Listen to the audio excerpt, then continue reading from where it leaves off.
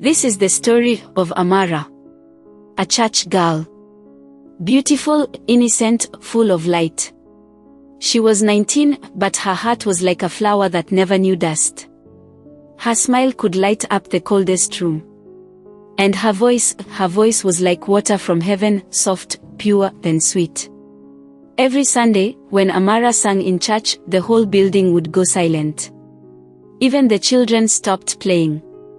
Her eyes stayed closed, her hands lifted high like branches reaching for the sky, and tears would roll down the faces of the congregation. Some cried loudly, others wept in silence, but all were moved. Even old Mama Nkechi, who never shed tears, once whispered, "This girl is not ordinary." Amara wore no makeup. She dressed in long skirts that swept the floor like the robes of a humble queen. Her hair was always covered. She walked slowly, talked softly, and smiled gently. She was never rude, never loud. When others joked about boys, she only smiled and looked away. Her father, Pastor Chek Obi, would proudly declare from the pulpit, "Look at my daughter.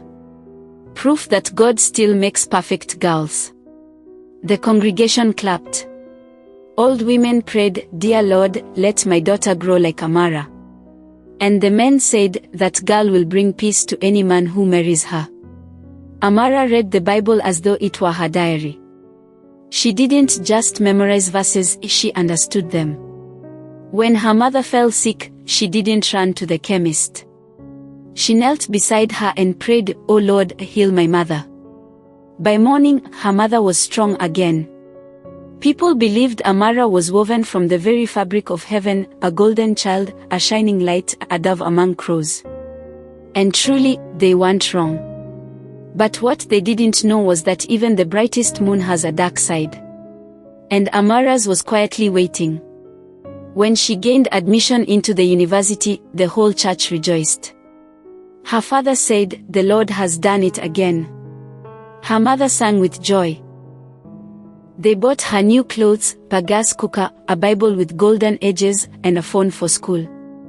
On the day she left, Pastor Chek prayed long, laying his hand on her head like a crown. "Go and shine for God," he said.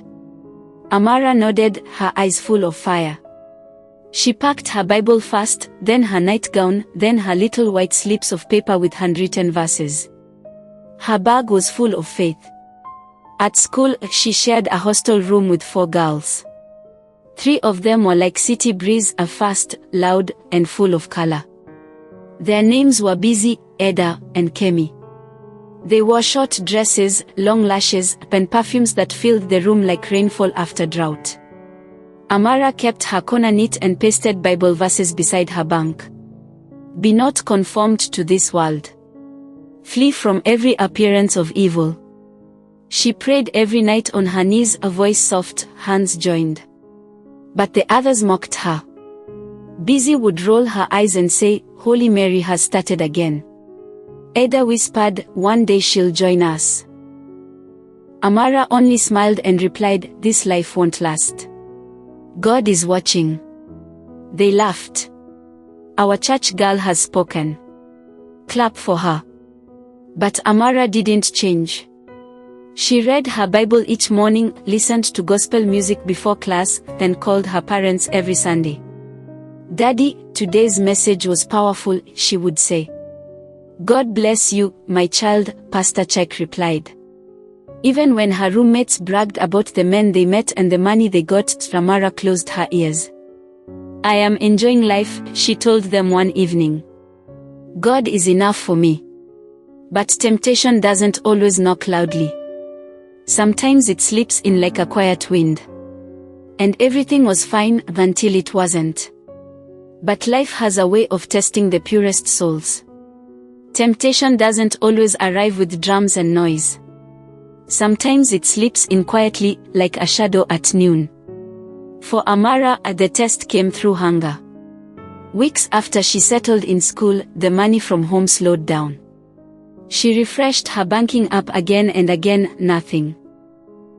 Her throat went dry. She called her father, no answer. She called again, still nothing. Later, her mother sent a short message. "My dear, things are hard now. We will send something soon. Please manage." Manage? She looked at her food shelf. 1 cup of rice. Half a sachet of salt.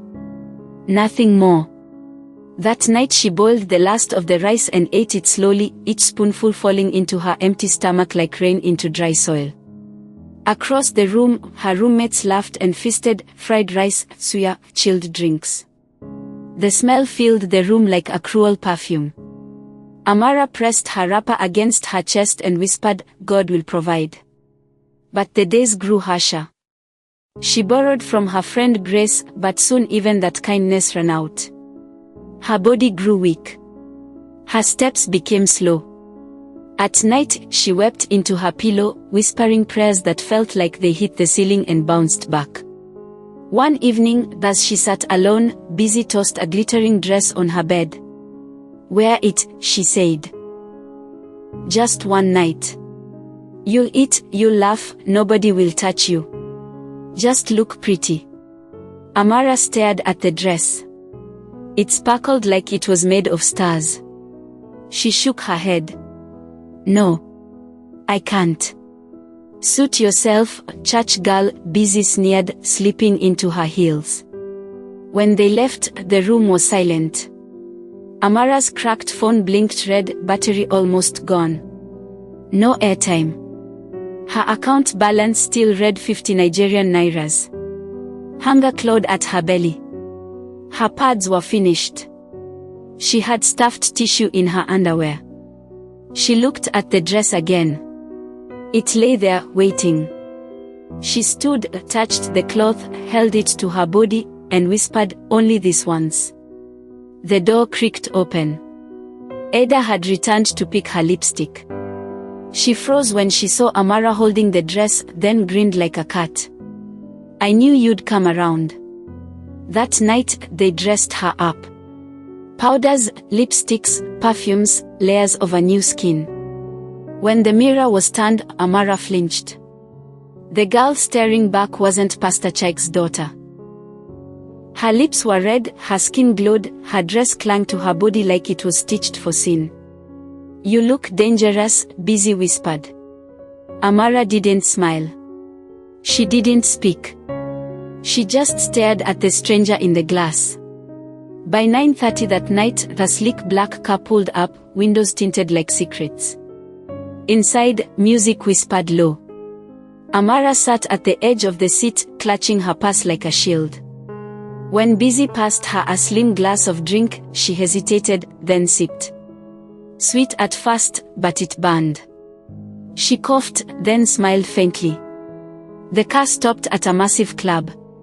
Lights blinked like restless stars. Music throbbed like a heartbeat. Smoke curled through the air. Girls laughed. Men watched. Busy squeezed her hand. "Don't be afraid. You're safe." But Amara wasn't safe. Not from what was coming. Through a golden rope, they entered a quiet lounge. Soft chairs. Cold drinks. Then a man rose to his feet. He was older, beard neat, wristwatch glittering like ice. His perfume reached her before his words did. "So, you're the pastor's daughter," he said slowly, smiling like a man who had seen this scene before. "This is Philip," Busy introduced. Amara smiled shyly, her voice almost lost. Philip poured her a drink, asked about school, asked what she liked. He watched her like glass, fragile but desired. She laughed at jokes she didn't find funny. She ate food she couldn't pronounce. She even danced. And when he whispered, "Let me take you somewhere quiet," she followed. The hotel room was cold, too cold. The bed stretched wide. Amara froze at the center, eyes darting to the door, to her phone, dead. No transport money. No one to call. Philip touched her waist. She flinched. "Relax," he said softly, though his eyes were sharp. And in that moment, her mother's voice thundered in her head, "The devil gives with one hand and takes more with the other." But Amara's lips didn't form the word no, hunger had silenced it. Fear had swallowed it. The next morning, she didn't cry. She didn't speak of it. She just washed her face, wore her long skirt, and went to class as if nothing had happened. But something had changed. Forever. From that night, Amara walked with a secret pressed deep into her chest.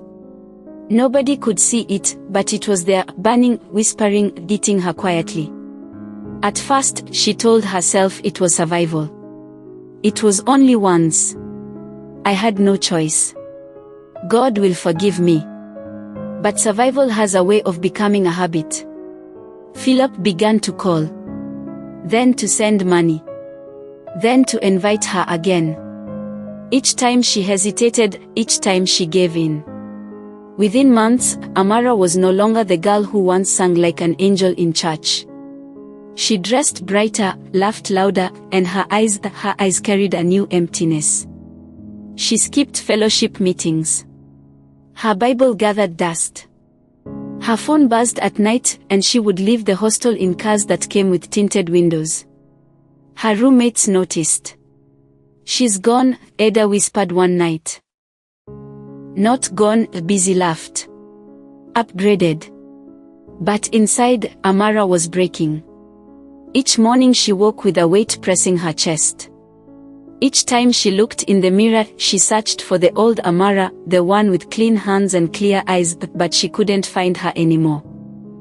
One Sunday, she returned home. Her father, Pastor Chike, almost wept with joy. "My golden daughter," he shouted from the pulpit, pulling her forward. "Sing for us, child. Let heaven open again." The congregation clapped. Mothers smiled. Children looked up. But when Amara opened her mouth to sing, no sound came. Her throat locked. Her eyes blurred. And then, instead of words, tears poured out, loud, unstoppable, broken tears. The church grew silent. Her mother rushed forward, but Amara pulled away. She ran outside, into the open air, and fell to her knees.